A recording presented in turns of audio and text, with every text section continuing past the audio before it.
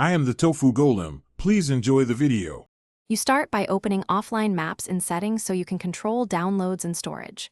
Once there, check available disk space and choose where maps will save. This avoids mid-download failures. Make sure you're on Wi-Fi to avoid data charges, then tap Download Maps to begin selecting regions. You're taking these steps now because location choice and storage determine download size and speed. In short, prepare space, pick a drive, and get ready to select a region. Now choose the region you need and start the download.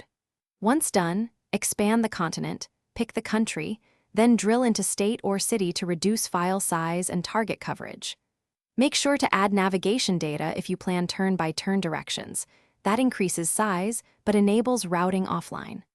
While the file downloads, you can monitor progress in offline map settings and pause or cancel to preserve bandwidth. So plan larger downloads for overnight, or when on. Finally, open the Maps app and search for a place.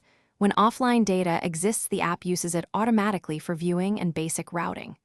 Make sure to enable automatic updates or manually refresh maps periodically so data stays current.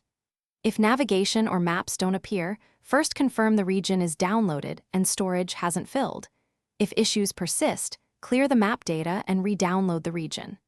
This often fixes corrupted files. Also verify Windows updates to rule out system bugs.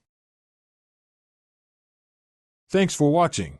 Consider subscribing if we helped you today.